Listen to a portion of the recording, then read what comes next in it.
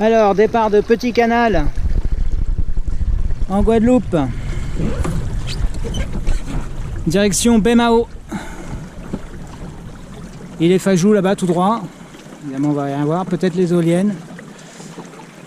Pas beaucoup de vent aujourd'hui, mais ça fait balade, c'est cool. Ici on navigue beaucoup à vue, hein, même si j'ai préparé météo bien sûr, et puis un petit point, et puis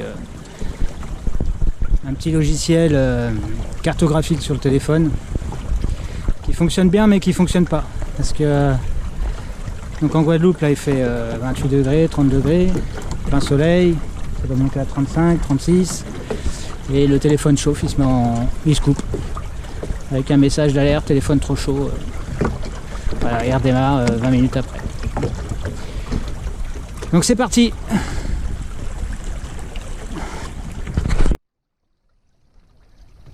Alors je mets un casque. Bon, là oui, je l'ai pas mis, mais je vais le mettre. Vu les marques qu'il a, je suis sorti 4 ou 5 fois avec. Et bien je me dis que les coups de baume, je les ai bien évités, quoi. Ah, petite accélération. Donc je fournis le casque avec la fixation GoPro bien sûr. Alors si on était deux, je mettrais pas le casque. Mais bon, je suis tout seul. Un coup de baume là, voilà, ça nous arrive à tous de faire un virement de bord ou un empannage sans le vouloir, accidentel. Surtout quand je filme et que je pense à autre chose, ou quand je vois une tête de tortue sortir. Donc voilà, ça distrait.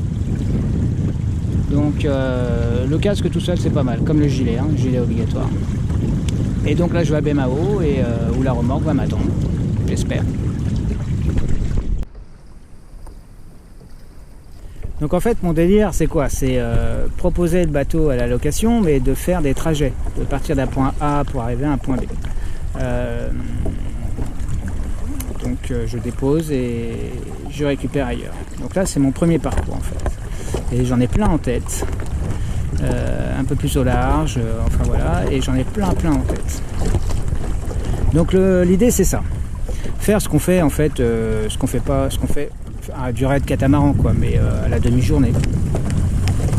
Du coup, pourquoi pas une nuit sur un hamac, sur une plage, à voir aussi.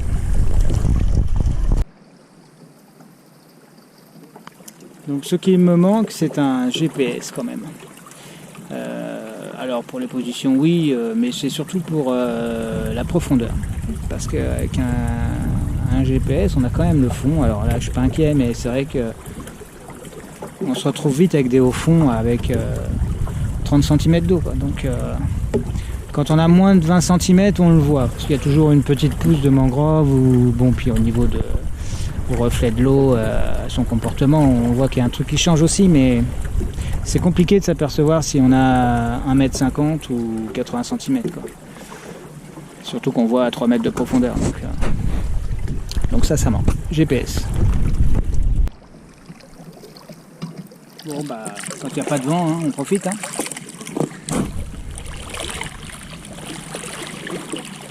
C'est le problème du dériveur, du kata de sport, on n'a pas de moteur. Hein. Ce moteur c'est ma pagaie. Mais bon, étant donné qu'avec 15 nœuds de vent, il me reste normalement 2 heures de navigation. À la rame, bon, bof. À la rame, je fais demi-tour. Hein. Sauf que pas de vent, ça me dérange pas. Je patauge. Je suis attaché. Donc je pourrais même sauter. En choquant la voile bien sûr.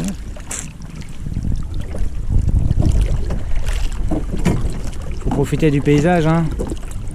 On est mi-mars, là je rentre samedi, il fait entre 5 et 10 degrés. Là j'ai 28 degrés, ressenti 34 je crois. L'eau à 28, même plus là. Oh là là.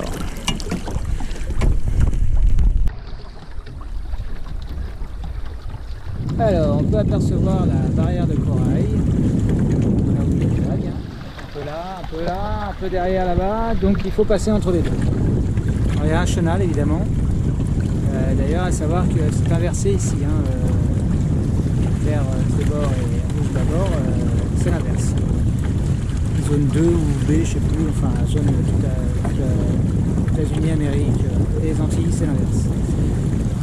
Et donc il faut que je trouve le passage. Donc je ne prends pas le chenal parce que j'ai pas de moteur, donc je fais pas comme je veux. Et c'est tout droit là, entre les vagues. Alors évidemment je passerai pas ici avec un habitable. Là je sais pas, voilà. Un habitable avec un tirant d'eau de plus d'1,50 m, là je passerai pas. Je crois qu'il y a 2 mètres sur les cartes, donc entre 2 mètres et 3 mètres. Enfin bon. C'est vite un coup à toucher.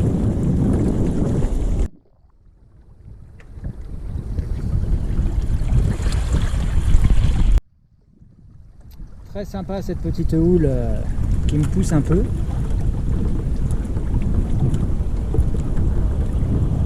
Là, on voit bien la barrière de corail là. Oups, du coup voilà, je regarde où je vais.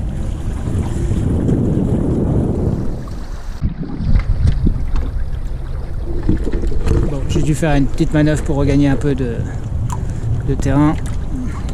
Je pense que j'étais un peu trop près. Voilà, donc là c'est bon, je vais passer. Je vais pas trop vite, d'abord il n'y a pas trop de vent, il faut que je remonte le vent. Mais il faut pas que j'aille sur la barrière de corail derrière. Évidemment. Allez, on tourne sous l'eau.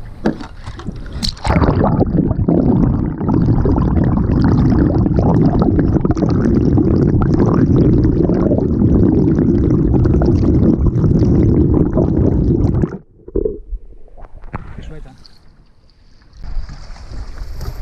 Bon, le vent se lève un peu, c'est sympa.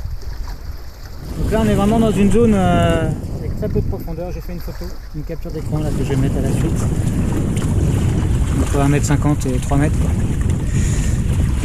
voilà, je suis pas touché, je passe partout, je slalom comme je peux, au gré du vent. Et on va tout là-bas au fond. Je sais pas si tu vois les taches marron. On vient d'en passer une.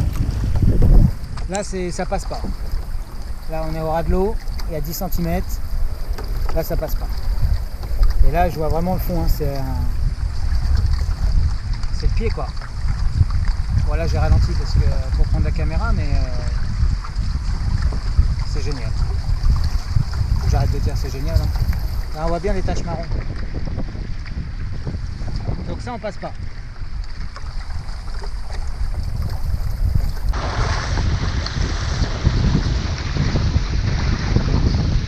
Ça bouge un peu plus là, le vent s'est levé un peu. Je suis toujours dans un petit labyrinthe, j'ai touché un peu. Bon, c'est pas grave, à peine. Ça s'est relevé. Donc là c'est l'île Fajou, hein. On vient de tout là-bas, là-bas. Ça y est, je suis sorti du labyrinthe.